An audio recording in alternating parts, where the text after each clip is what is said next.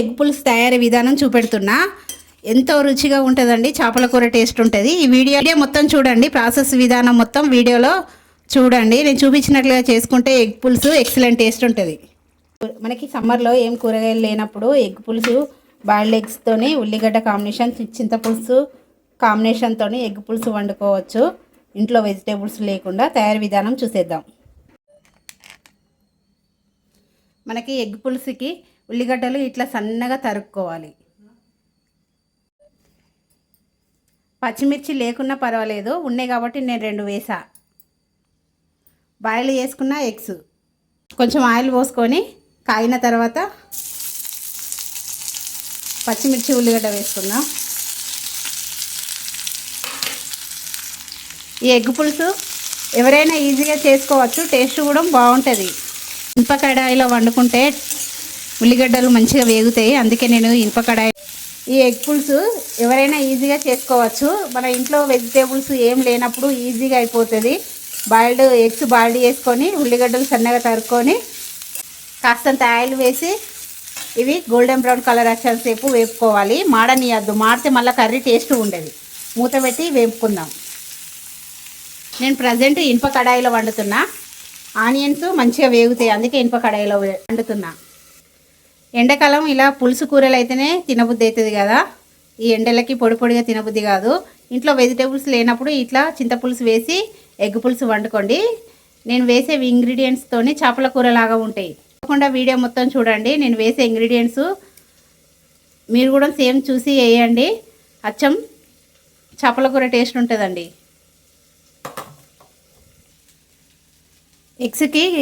ఎగ్స్ని దారంతో ఇట్లా కట్ చేసుకుందాం. లోపలికి మసాలాలు పోయి బాగుంటుంది టేస్ట్.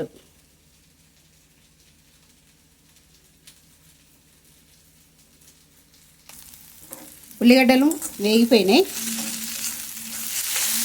ఇందులో అల్లం వెల్లుల్లి పేస్ట్ వేసుకుందాం. అల్లం వెల్లుల్లి పేస్ట్తో మంచి టేస్ట్ ఉంటుంది, మంచి స్మెల్ ఉంటుంది. ఇందులో తగినంత పసుపు వేసుకుందాం.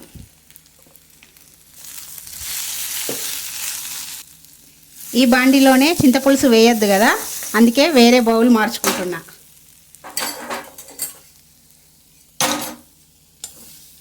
ఇనుప కడాయిలల్లో చింతపులుసు పోయొద్దండి. ఇప్పుడు చింతపులుసు పోసుకుందాం.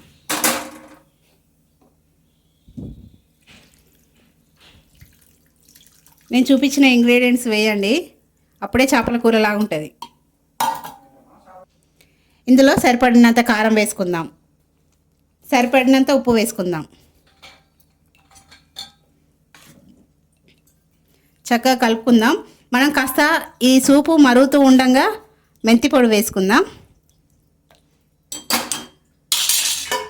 ఒక 5-10 నిమిషాలు మంచిగా మరగనిద్దాం సూపు. కర్రీ మరుగుతున్నప్పుడు కాస్త మెంతి పొడి వేసుకుందాం.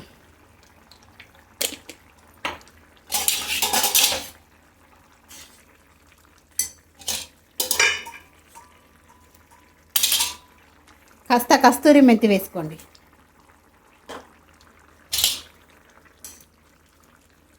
బాయిల్డ్ చేసిన ఎగ్స్ వేసుకుందాం.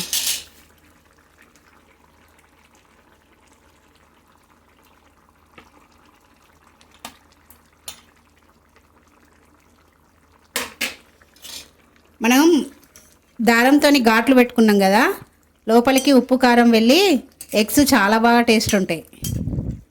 ఒక 5-10 నిమిషాలు సన్న ఫ్లేమ్ మీద ఉడకనిచ్చుకుందాం.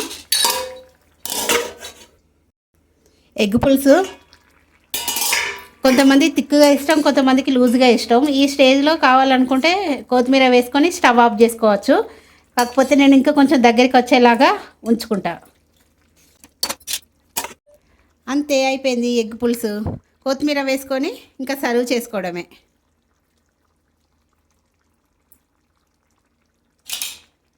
ఎంతో రుచిగా ఉండే ఎగ్ పులుసు తయారీ విధానం కంప్లీట్.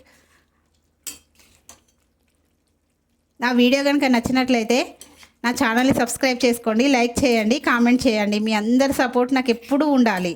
Bye everyone.